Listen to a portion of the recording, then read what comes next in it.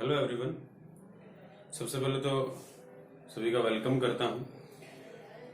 स्वामी विवेकानंद महाविद्यालय के इस यूट्यूब चैनल पे आप सभी का स्वागत है।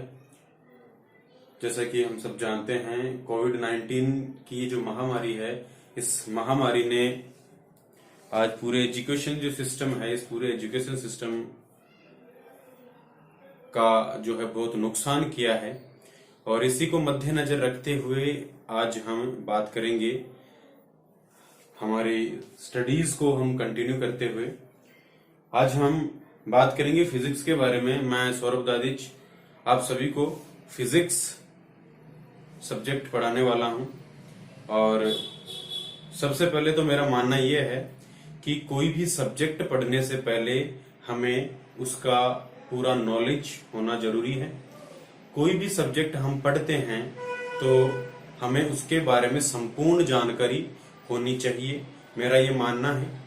तो इसी को ध्यान में रखते हुए आज मैं बात करूंगा फिजिक्स के बारे में।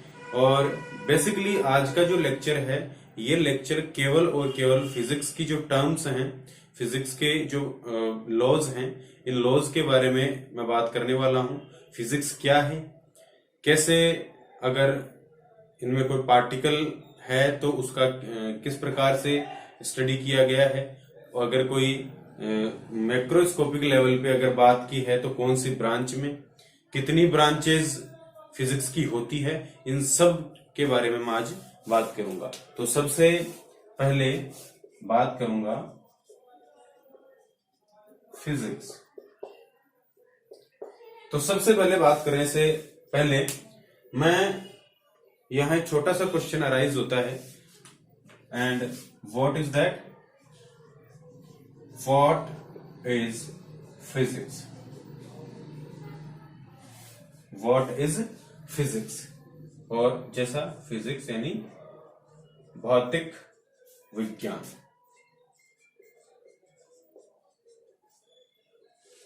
भौतिक विज्ञान, जैसा कि नाम से हमें पता चल रहा है, भौतिक विज्ञान। विज्ञान मतलब साइंस की स्ट्रीम है, ये तो हमें पता चल गया।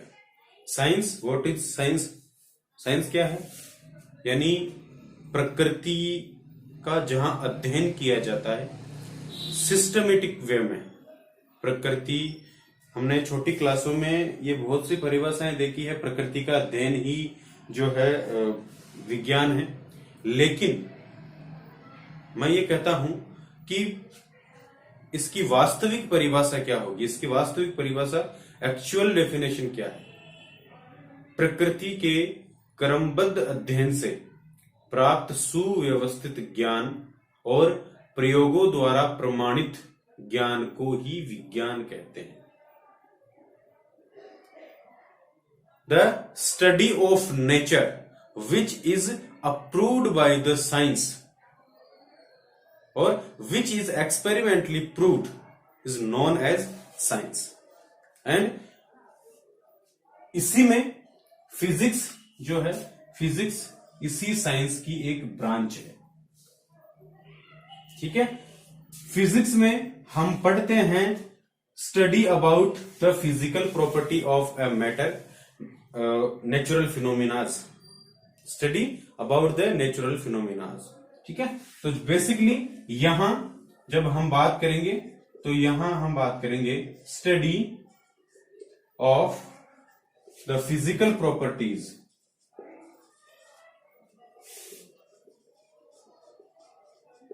Physical properties of a matter.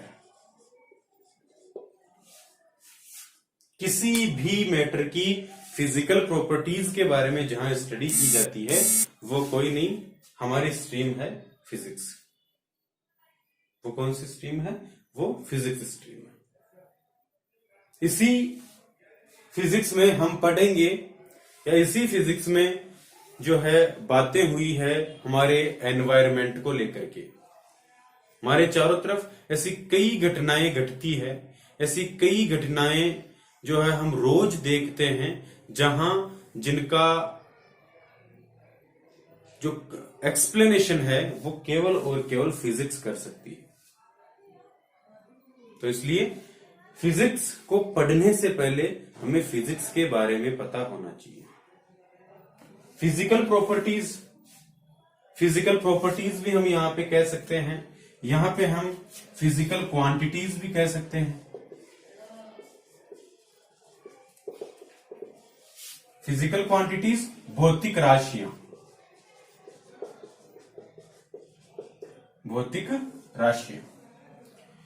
Physical properties भौतिक गुणधर्म, मैटर पदार्थ, यानी पदार्थ के भौतिक गुणधर्मों का जहां अध्ययन किया जाता है उसी को हम भौतिक विज्ञान कहते हैं। अब क्वेश्चन ये अराइज होता है कि ऐसे कौन से की फिजिकल प्रॉपर्टीज कौन सी होती है, किन भौतिक गुणधर्मों की बात की जाती है, किन भौतिक गुणधर्मों की बात की जाती है, कौन सी फिजिकल क्वांटिटीज की बात की जाती है। तो जनरली हम 11th और 12th पढ़ करके आए हैं। तो 11th और 12th में हमने देखा था कि यहां पे दो प्रकार की भौतिक राशियां होती है, फिजिकल क्वांटिटीज होती हैं। एक मूल राशियां और एक होता है व्युत्पन्न राशियां। एक होता है मूल राशियां और एक होता है व्युत्पन्न राशियां। ठीक है, लेकिन जनरली हम यहां बात करते हैं कि फिजिकल क्वांटिटीज को अगर मैं एक ही मैनर में अगर मैं बताना चाहूं तो यहां पे जो फिजिकल क्वांटिटीज हैं उसके बारे में हम बात करें तो हमारे पास लेंथ है, टाइम है, मास है, मोमेंटम है, फोर्स है,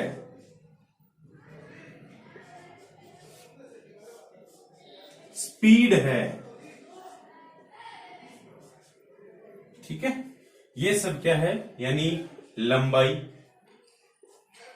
समय, द्रव्यमान,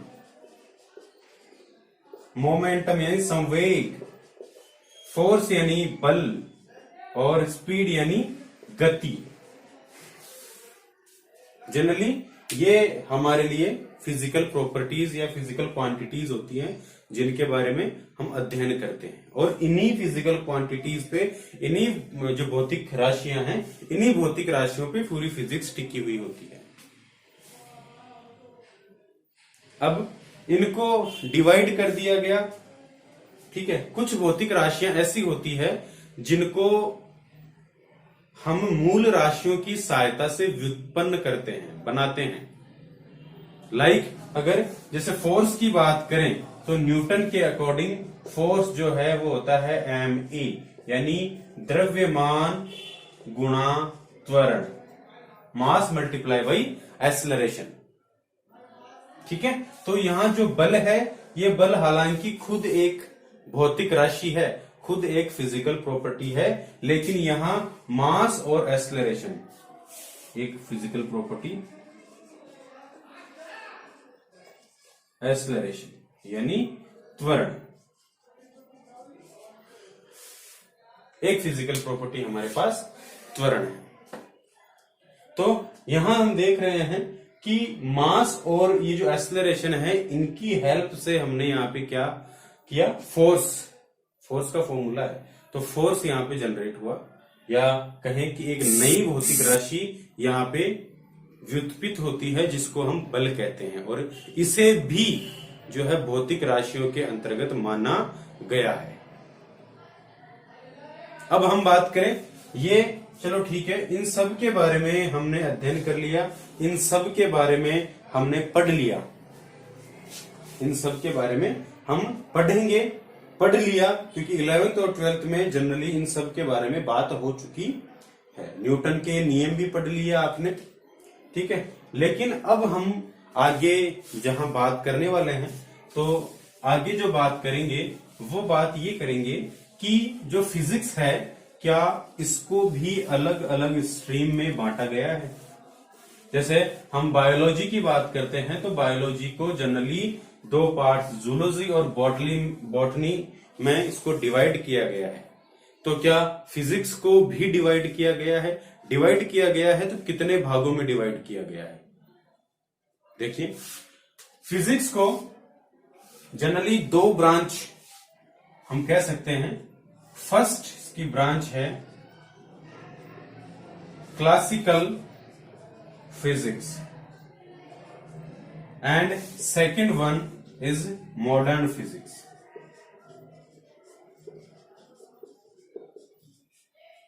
आपका जो सिलेबस है, या जनरली मैं कहूं कि आपने जो फिजिक्स पढ़ी है, इसमें दोनों ही टाइप की फिजिक्स अब तक आप पढ़ चुके हो। ठीक है। क्लासिकल फिजिक्स को हिंदी में हम बोलते हैं चिरसम्मत भौतिकी, और इसको बोलते हैं आधुनिक भौतिकी।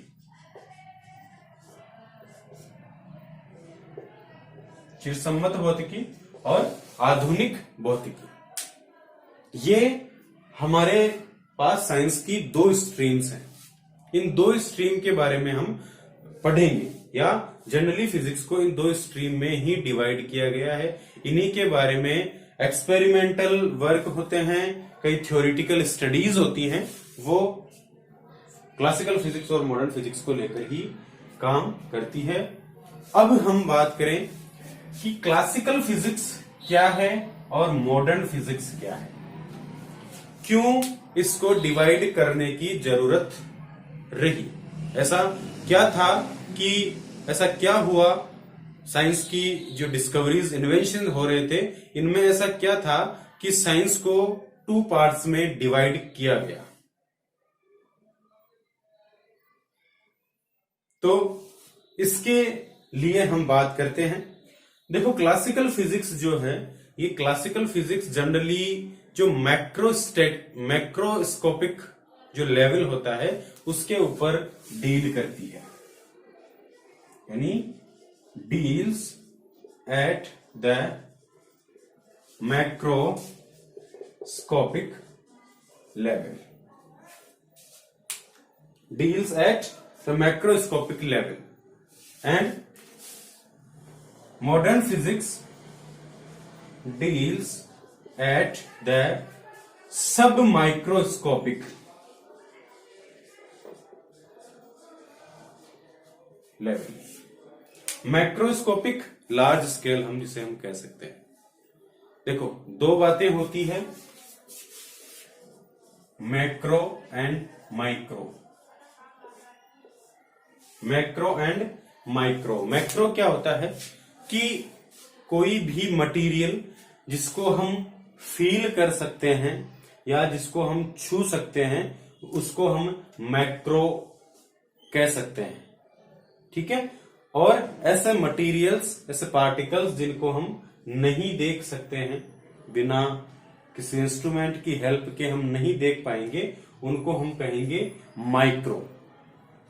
ठीक है। यानी जनरल वर्ड्स में हम कह सकते हैं that it is the large scale and it is small scale. ये लार्ज स्केल की बात करता है और ये यहाँ पे स्मॉल स्केल की बात करता है, बिल्कुल छोटे पार्टिकल लेवल की अगर हम बात करें तो। ठीक है।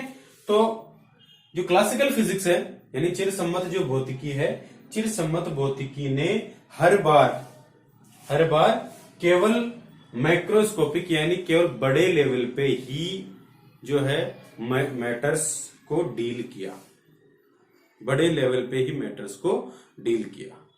इसके विपरीत जो हमारे पास क्वांटम है या मॉडर्न फिजिक्स है, इसको हम कह रहे हैं, मॉडर्न फिजिक्स ने इसके जो फेलियर थे, इसके क्लासिकल फिजिक्स के जो फेलियर थे, उन सबको डील किया मॉडर्न फिजिक्स ने।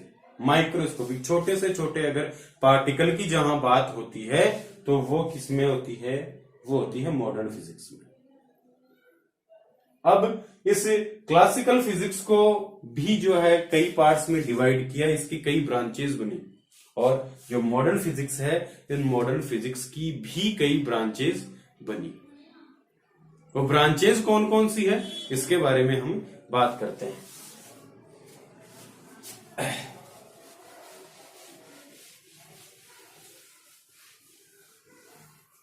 तो सबसे पहले मैं बात करता हूं क्लासिकल फिजिक्स की।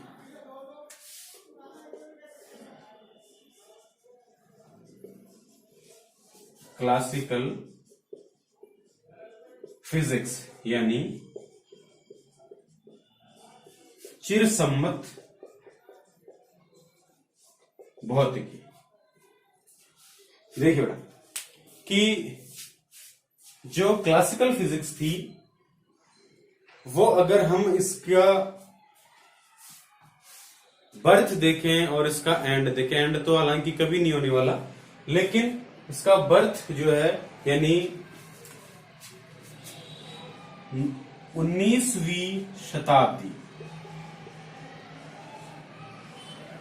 जो 19th सेंचुरी थी, इस 19th सेंचुरी तक या कहें 1900 से पहले, बिफोर 1900, जो भी रिसर्चेस, जो भी रिजल्ट्स, जो भी एक्सपेरिमेंट फिजिक्स की स्ट्रीम में हुए हैं, वो सारे रिजल्ट्स क्लासिकल फिजिक्स को ही रिप्रेजेंट करते हैं।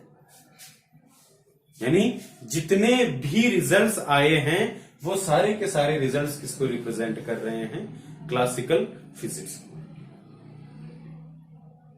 अब बात यह आती है कि 19वीं शताब्दी से पहले हम कह रहे हैं कि क्लासिकल फिजिक्स है, लेकिन 19वीं शताब्दी के बाद की जहां बात करते हैं, उसके 19वीं शताब्दी से ही लगभग मॉडर्न फिजिक्स का जन्म हो गया था। क्लासिकल फिजिक्स जो है, देखो फिजिक्स की जो स्ट्रीम है, इसमें जो हमारे पास सर आइजैक जो न्यूटन है, इनको ऐसे एक तरह से भौतिक विज्ञान का जन्मदाता कहा जाता है। क्यों? क्योंकि क्लासिकल फिजिक्स जो थी, अभी हम बात करेंगे इसके पार्ट्स के बारे में। क्लासिकल फिजिक्स जो थी जनरली जो न्यूटन्स हैं, न्यूटन के लॉज जो हैं, इन्हीं के ऊपर बेस्ड है, सब कुछ इन्हीं के ऊपर बेस है। हालांकि बाद में और रिसर्चेज हुई हैं, लेकिन बेसिक की अगर बात करूं तो बेसिक जो है हमारा केवल और केवल न्यूटन्स लॉ हैं, फोर्स हैं, मोशन है, इन सब के बारे में जो है क्लासिकल फिजिक्स में बात हुई है। 1902 के आसपास, 1902 में जो प्लांक थे, मैक्स प्लांक ने एक तरह से जो मॉडर्न फिजिक्स थी, उस मॉडर्न फिजिक्स की आधारशिला रखी।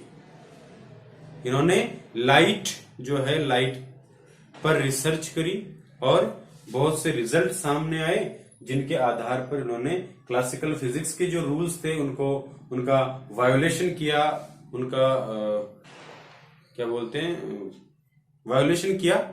तो और मॉडर्न फिजिक्स को जो है न्यू वे में लेकर के आए। मैक्स प्लांक को मॉडर्न फिजिक्स का जनक कहा जाता है, जिन्होंने ही सबसे पहले यह बताया था कि कोई भी पार्टिकल होता है उसकी एनर्जी h न्यू होती है, और h जो है यहाँ पे वो हमारा क्या था, प्लांक्स कांस्टेंट था।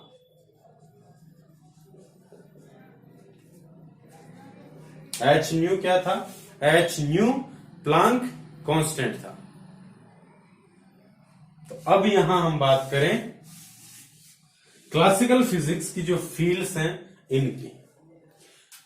देखो क्लासिकल फिजिक्स जो है, इस क्लासिकल फिजिक्स को जनरली 3 पार्ट्स में डिवाइड किया है।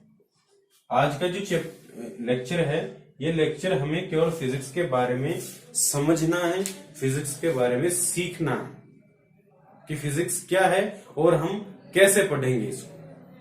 ठीक है, तो जो फर्स्ट है that is classical mechanics, second one is classical electro dynamics, classical electrodynamics, and third one is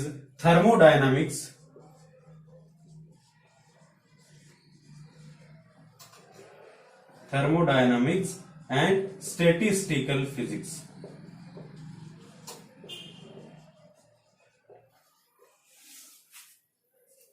ये क्लासिकल फिजिक्स जो है इसकी 3 ब्रांचेस हैं। क्लासिकल मैकेनिक्स हम फर्स्ट ईयर में पढ़ने वाले हैं, क्लासिकल इलेक्ट्रोडायनामिक्स हम फर्स्ट ईयर में पढ़ने वाले हैं, और थर्मोडायनामिक्स हम पढ़ेंगे सेकेंड ईयर में, और स्टैटिस्टिकल जो फिजिक्स है वो पढ़ेंगे हम थर्ड ईयर में। फाइनल ईयर में हम ये पढ़ेंगे फर्स्ट ईयर, ये फर्स्ट ईयर में पढ़ेंगे और ये भी फर्स्ट ईयर में हम पढ़ेंगे। अब बात आती है, ठीक है इसको 3 पार्ट्स में डिवाइड कर दिया, लेकिन इनके बेसिक लॉज क्या हैं? What is the basic law of 3 branches of the classical mechanics और क्लासिकल फिजिक्स, यानी इन जो चिरसम्मत भौतिकी की ये जो तीनों शाखाएं हैं, इन तीनों शाखाओं के आधारभूत नियम क्या हैं, इनके बारे में हम बात करते हैं। तो सबसे पहले हम क्लासिकल, अगर मैकेनिक्स की मैं बात करता हूं,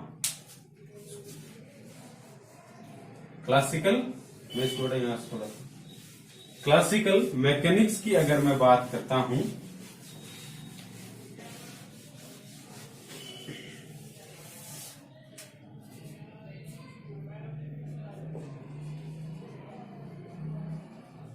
क्लासिकल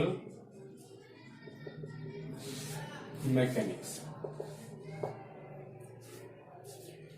क्लासिकल मैकेनिक्स की अगर मैं बात करता हूं तो इसके लॉ कौन कौन से हैं? सबसे पहले तो जो हम अब तक पढ़ते आए हैं और जिसके बगैर पूरी फिजिक्स ही अधूरी है, न्यूटन्स लॉ,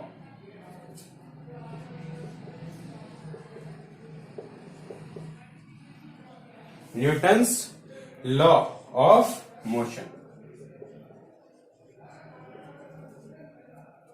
और दूसरा, आगे हम बढ़ते हैं तो आगे हम जो पीजी रहेगी हमारी एमएससी अगर हम करते हैं तो एमएससी में हम पढ़ेंगे हैमिल्टोनियन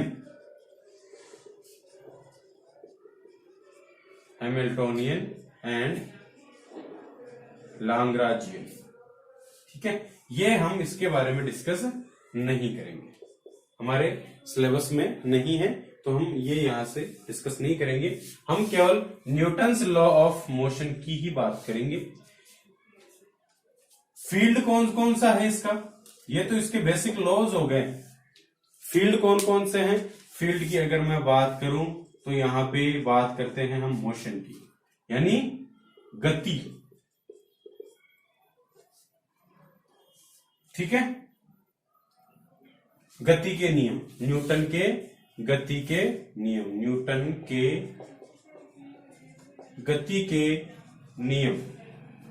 मोशन की बात करते हैं, फील्ड इसका हो गया। मोशन की हम इसमें बात करेंगे रिजिड बॉडीज, यानी दृढ़ पिंड। ठीक है, रिजिड बॉडी डायनामिक्स भी होती है दृढ़ पिंड गति की, जहां जिसको हम कहते हैं। तीसरा, यहां हम बात करेंगे फोर्स, बल, एक्सेलरेशन, त्वरण। ठीक है, वेग, इन सब की कहां बात करते हैं? हम करते हैं क्लासिकल मैकेनिक्स में। सदिश क्या है वो भी हम बात करेंगे क्लासिकल मैकेनिक्स में। दूसरी ब्रांच की यहां बात करते हैं, तो दूसरी ब्रांच की हम बात करें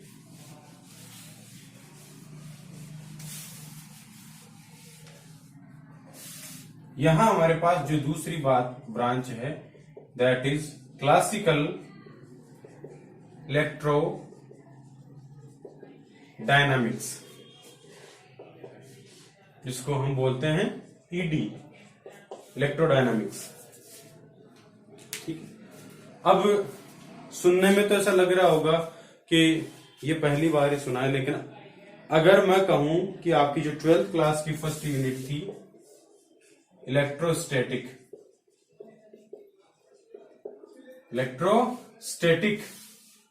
वो एक तरह से जो क्लासिकल इलेक्ट्रोडायनामिक्स है इसी का एक पार्ट है।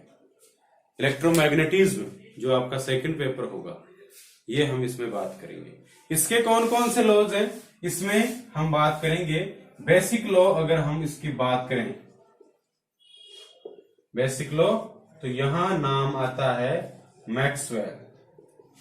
मैक्सवेल्स इक्वेशन, मैक्सवेल की समीकरण। मैक्सवेल समीकरण है, 4 समीकरणें थी। हमारी 4th यूनिट है इलेक्ट्रोडायनामिक्स में। इलेक्ट्रोडायनामिक्स में 4th यूनिट में हम केवल मैक्सवेल इक्वेशन के बारे में ही हम पढ़ेंगे। ठीक है, विद्युत क्षेत्र क्या है, विद्युत चुंबकीय क्षेत्र क्या है, चुंबकीय क्षेत्र क्या है, विद्युतशीलता क्या है, ठीक है, इलेक्ट्रिक परमिबिलिटी क्या है, मैग्नेटिक फील्ड क्या है, इलेक्ट्रिक फील्ड क्या है, इन सब के बीच में कौन सा रिलेशन हम बना सकते हैं, कौन सा रिलेशन एस्टेब्लिश किया जा सकता है, वो हमारा मैक्सवेल इक्वेशन के अंडर में आता है। और हम पढ़ेंगे यहाँ पे मैक्सवेल इक्वेशन के अंडर में हम इसको पढ़ेंगे। और ये हमारा बेसिक लॉ होता है इलेक्ट्रोडायनामिक्स का। तीसरी जो हमारी ब्रांच थी, उस तीसरी ब्रांच की हम ये बात करेंगे। तीसरी ब्रांच है यहाँ पे thermodynamics and statistical physics.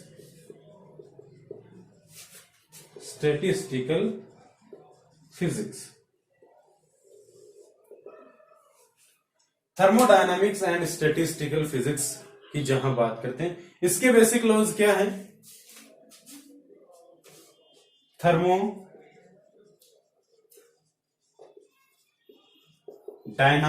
Laws and second one the most important Maxwell Boltzmann statistics. Maxwell Boltzmann सांख्यिकी, यह है उष्मागतिकी और स्टैटिस्टिकल फिजिक्स मतलब सांख्यिकी भौतिकी, सांख्यिकी जिसे हम बोलते हैं स्टैटिस्टिक्स। ठीक है, थर्मोडायनामिक लॉ 3 नियम, 0वां नियम है, प्रथम नियम है, द्वितीय नियम है, उष्मागतिकी के 2-3 नियम हैं। उन तीनों नियमों की यहां बात होती है। और मैक्सवेल बोल्ट्जमान स्टैटिस्टिक्स, मैक्सवेल और एक साइंटिस्ट थे बोल्ट्जमान, इन्होंने मिलकर एक सांख्यिकी का निर्माण किया जिसको मैक्सवेल बोल्ट्जमान स्टैटिस्टिक्स बोलते हैं, जो कि क्लासिकल फिजिक्स को ही फॉलो करती है। ठीक है, अब यानी ये सब देखने के बाद हम एक कंक्लूड कर सकते हैं कि जो अनुभव के आधार पर जो फिजिक्स का डेवलपमेंट हुआ है वो हमारी क्लासिकल फिजिक्स है। यानी दूसरे शब्दों में 19वीं शताब्दी से पहले जो फिजिक्स थी वो सारी की सारी डील कर रही थी, वो कौन सी थी? Classical physics. और 19वीं शताब्दी के बाद आती है मॉडर्न फिजिक्स या क्वांटम फिजिक्स, क्योंकि कई ऐसे सवाल थे जब क्लासिकल फिजिक्स थी तब कई ऐसे सवाल थे जैसे एटम क्या होता है, इलेक्ट्रॉन्स क्या होते हैं, प्रोटॉन्स क्या होते हैं, न्यूट्रॉन्स क्या होते हैं। क्लासिकल फिजिक्स में इन सब का जो है एक सेटिस्फैक्टरी एक्सप्लेनेशन नहीं था। तो फिर हुआ क्या, मॉडर्न फिजिक्स आती है और मॉडर्न फिजिक्स में कंप्लीटली एक्सप्लेनेशन यहां पे होता है। यहां वेव जो है उसके बारे में भी डिस्कस हुआ है, यहां पार्टिकल है उसके बारे में भी डिस्कस हुआ है। लाइट 19वीं शताब्दी से पहले, यानी जब क्लासिकल फिजिक्स थी, उस क्लासिकल फिजिक्स से पहले पहले अब हमें ये ज्ञात था कि जो प्रकाश है वो प्रकाश केवल और केवल तरंग रूप में पाया जाता है। लेकिन जैसे ही 19वीं शताब्दी का अंत हुआ और मॉडर्न फिजिक्स की जहां शुरुआत हुई, तो हमने ये देखा कि प्रकाश जो है छोटे छोटे एनर्जी पैकेट्स में होता है। यानी प्रकाश यानी लाइट की जो प्रॉपर्टी है वो वेव फॉर्म में नहीं होती, वो एनर्जी छोटे छोटे एनर्जी पैकेट्स में डिस्ट्रीब्यूट होती है। ये हमने 19वीं शताब्दी के बाद देखा, जब मॉडर्न फिजिक्स का जो है इवोल्यूशन हो रहा था, मॉडर्न फिजिक्स जब बनने लगी थी, तब हमने ये देखा। अब यहां बात आती है कि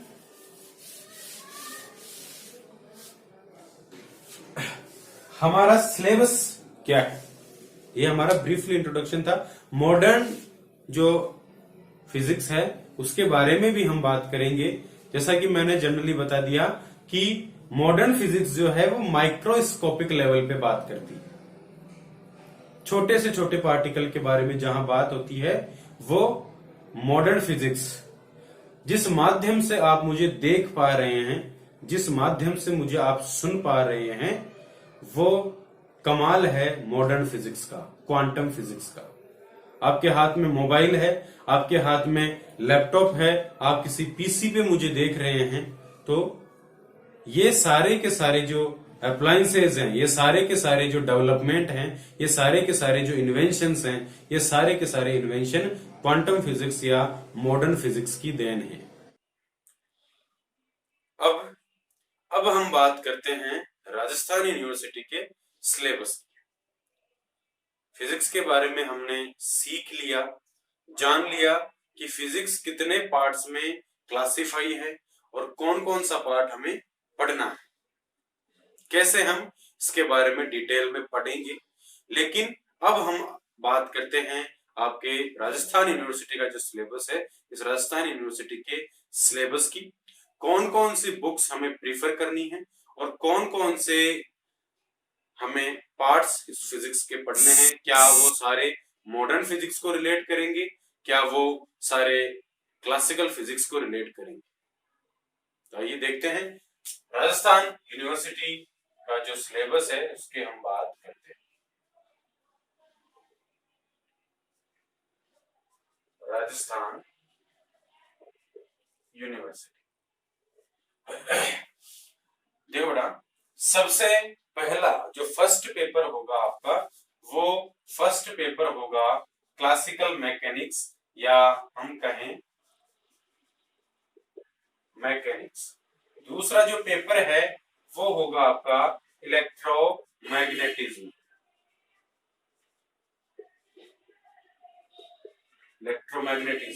and third one is optics.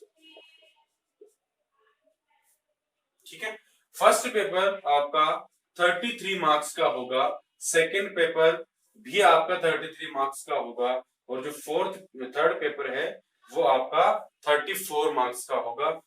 ऐसे टोटल आपको 100 मार्क्स जो है थ्योरी पेपर होंगे। आपका प्रैक्टिकल एग्जाम भी होगा। प्रैक्टिकल एग्जाम यहाँ पे आपका 50 मार्क्स का होगा, 50 मार्क्स का प्रैक्टिकल एग्जाम होगा। ऐसे टोटल जो है आपका पेपर फिजिक्स का जो पोर्शन है वो 150 मार्क्स का यहाँ पे कवर होगा, ये टोटल। हमें 36% यहाँ पे पासिंग मार्क्स चाहिए होते हैं। 36% किसी भी एक सब्जेक्ट को क्लियर करने के लिए हमें 36% जो है मार्क्स कवर करने होते हैं। अब ये हमारी बुक्स हैं। बुक्स जो है सीबीएच पब्लिकेशन की यहाँ पे हमें पढ़नी है। सीबीएच फिजिक्स की जो बुक है वो आपको सीबीएच पब्लिकेशन की पढ़नी है। हो सकता है मैथमेटिक्स की आपका अलग पब्लिशर हो, केमिस्ट्री का आपका अलग पब्लिशर हो, लेकिन हमें यहाँ सीबीएच प्रेफर करना है। इंग्लिश मीडियम और हिंदी मीडियम दोनों ही लैंग्वेजेस में सीबीएच की बुक्स मार्केट में अवेलेबल है, तो हमें ये सीबीएच की जो बुक्स हैं वो प्रीफर करनी है। अब हम बात करते हैं, ये हमारी बुक्स हो गई, नेम ऑफ पेपर हो गए। अब हम बात करते हैं पेपर पैटर्न कैसा होगा। हम बात करेंगे पेपर पैटर्न कैसा होता है। तो सबसे पहले हमारा जो पेपर होगा, हर जो बुक है उस बुक में 4 यूनिट होगी। एक यूनिट में हो सकता है आपकी एक चैप्टर हो सकता है एक यूनिट में 2 चैप्टर। हमें एक यूनिट वाइज इस सिलेबस को कवर करना है। हमें यूनिट वाइज इस सिलेबस को कवर करना है। और एग्जाम पैटर्न कैसा रहता है, एग्जाम पैटर्न कैसा रहता है इसके बारे में हम देखें तो हमारे जो फर्स्ट क्वेश्चन है,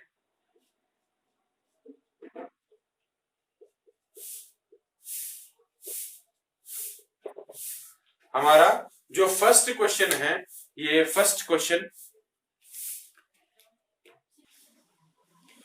जो पेपर पैटर्न है वो पेपर पैटर्न कैसा रहता है हम देखते हैं। आपका जो फर्स्ट क्वेश्चन है, ये फर्स्ट क्वेश्चन कंपलसरी होता है।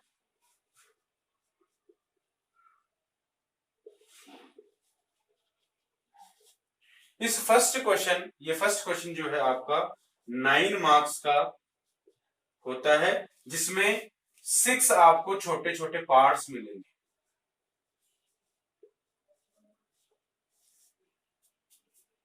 आपको छोटे छोटे 6 पार्ट्स मिलेंगे, जिसकी एक का मार्क्स होगा 1.5 मार्क्स। ऐसे करके 9 मार्क्स का एक पहला क्वेश्चन होगा। ये सारे क्वेश्चन आपकी पूरी किताब में कहीं से भी हो सकते हैं। कहीं से भी मेरा मतलब है कि किसी भी यूनिट से पूछे जा सकते हैं। दूसरा जो क्वेश्चन है वो दूसरा क्वेश्चन आपका फर्स्ट यूनिट से होगा। इस क्वेश्चन का ए पार्ट आपका कंपलसरी होगा और जो बी पार्ट है उसमें आपको ऑप्शन मिल जाएगा। ए पार्ट कंपलसरी है, 6 नंबर का एक क्वेश्चन ये होगा। सेकेंड नंबर का क्वेश्चन भी आपका 6 नंबर का होगा। थर्ड नंबर का जो क्वेश्चन है वो भी सेम इसी पैटर्न पे होगा, जो सेकेंड यूनिट से पूछा जाएगा। एक आपका कंपलसरी होगा और जो बी है इसमें आपको इंटरनल चॉइस मिलेगी। ठीक है, ये भी 6 नंबर का होगा। ऐसे ही फोर्थ और ऐसे ही फिफ्थ क्वेश्चन हमें मिलेगा। ये भी 6 नंबर के हमारे लिए ये सारे क्वेश्चन होंगे। ऐसे करके हर यूनिट से ये 24 मार्क्स के ये होंगे और 9 मार्क्स का ये होगा। ऐसे करके 33 मार्क्स का आपका एक पेपर कंप्लीट हो जाता है। ये हमारा एग्जाम का पैटर्न होता है। हमें यहाँ पे इन दोनों में से जो बी वाला पोर्शन है इनमें से एक क्वेश्चन चूज करने की फ्रीडम होगी, लेकिन जो ए पार्ट होगा वो हमारा ऑप्शनल ही होगा। अब ये हमारा सिलेबस है, इस प्रकार से हमारा एग्जाम पैटर्न होता है। अब हम आगे जो बात करेंगे वो आगे बात करेंगे हमारे सिलेबस के रिगार्डिंग। हम सबसे पहले हम पढ़ने वाले हैं इलेक्ट्रोमैग्नेटिज्म, यानी शुरुआत जो है आपकी वो हमारे सेकंड पेपर से हम शुरुआत करेंगे। और बेसिकली आज का ये जो लेक्चर था आपका, ये केवल आपको फिजिक्स के बारे में बताने के लिए, आपको सब्जेक्ट से रूबरू करवाने के लिए और आपका जो एग्जाम पैटर्न कैसा होता है इस पैटर्न को समझाने के लिए ये हमारा फर्स्ट लेक्चर था। अब हमारा जो सेकंड लेक्चर होगा, नेक्स्ट वीडियो जो लेक्चर होगा, इस वीडियो लेक्चर में हम हमारे सिलेबस के अकॉर्डिंगली हम जो है आगे बात करेंगे।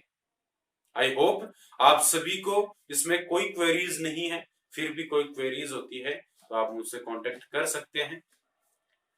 आपके वीडियो लेक्चर्स आपको इस कॉलेज के जो यूट्यूब चैनल है इस पे कंटिन्यूअसली मिलते रहेंगे। इसके लिए आप अपने जो ये कॉलेज का वीडियो है, चैनल है, इसको सब्सक्राइब कर दे और बेल आइकन जो है उसको प्रेस कर दे ताकि आपको नोटिफिकेशन तुरंत मिले और आपकी पढ़ाई का नुकसान भी नहीं हो, टाइम कंज्यूम नहीं हो।